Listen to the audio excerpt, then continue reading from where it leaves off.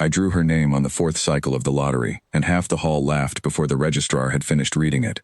That was how the unclaimed ward accord worked at Corvat Anchorage. Any registered human colonist without a matched household was entered once a year. Any surviving noble line left without a court, a homeworld, or a living relative to claim her was entered too, not by choice, but because the accord had decided 6 years ago that an unclaimed heir left to drift was a destabilizing risk to the resettlement compact, and a bound household was not. Draw a name, sign a contract, stabilize a line. Nobody pretended it was romance. It was paperwork with a ceremony bolted onto it. The tribunal hall at Corvat Anchorage wasn't built for weddings. It was built for treaty arbitration, back when the compact still expected enough surviving nobility to need a room for it, and it showed.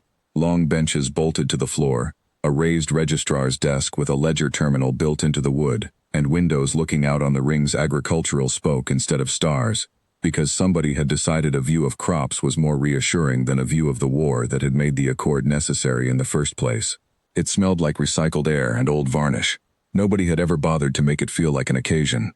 I ran the hydroponics dome on the station's Ring 3, which meant I spent most days elbow deep in nutrient trays, and I hadn't planned on my name coming up at all.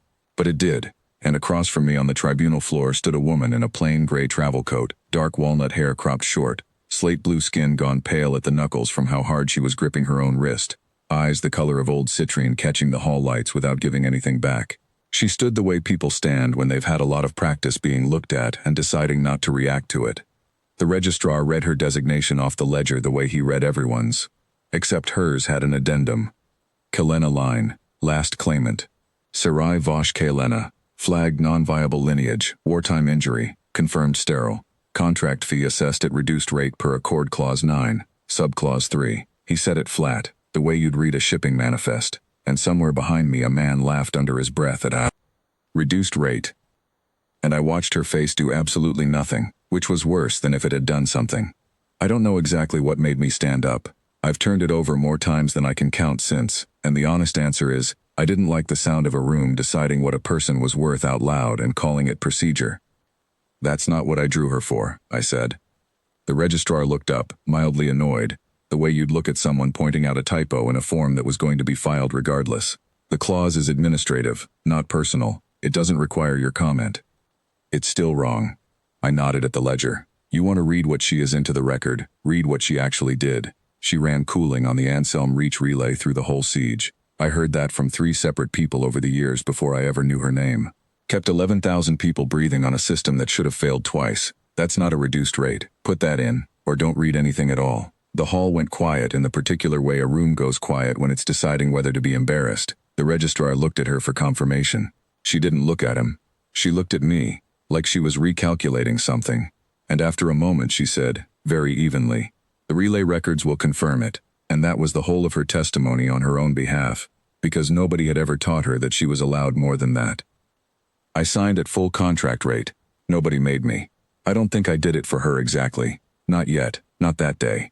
I did it because I couldn't make myself sign the other version. That should have been the end of the interesting part. It wasn't.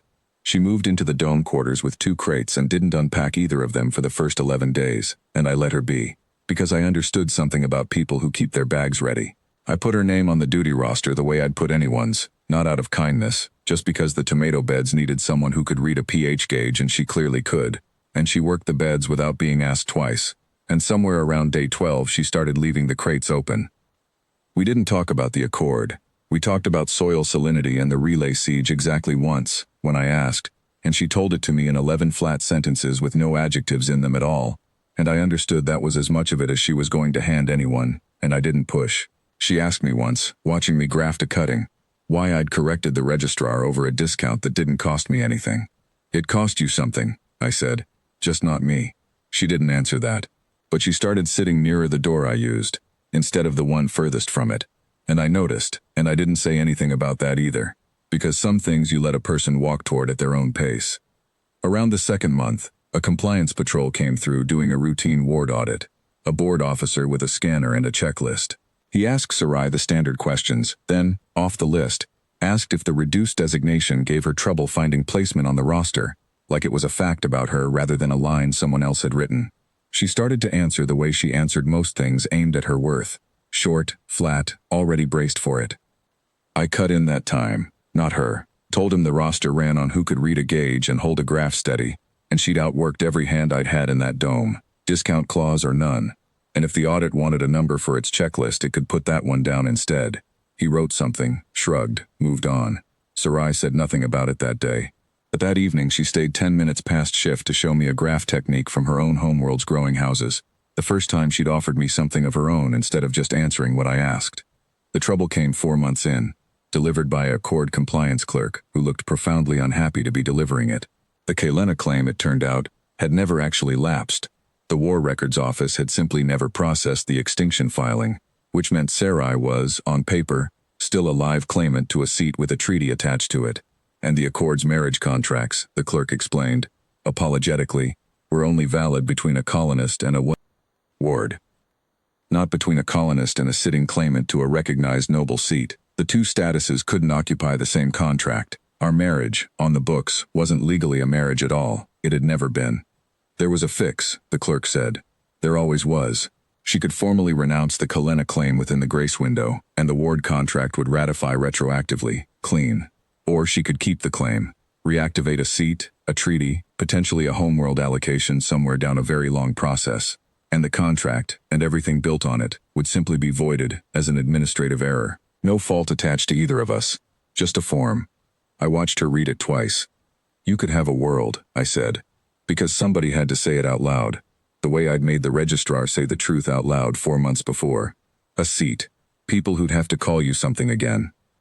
I know what it says. She set the form down on the potting bench. Careful, like she was setting down something that could still bruise. I spent 6 years being what a ledger decided I was.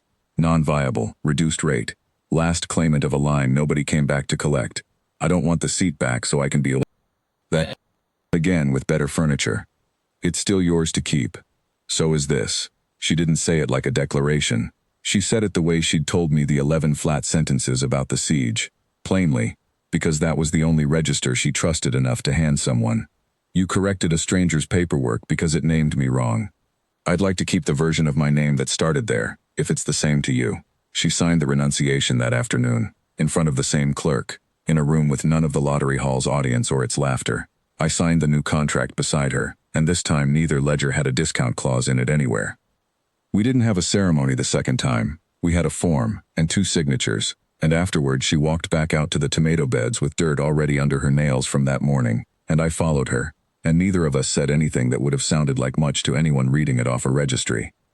But she left both crates open after that, for good, and some nights I still think about the sound that room made when it decided, out loud, what she was worth. And about how quiet it went, finally, when she decided that for herself instead.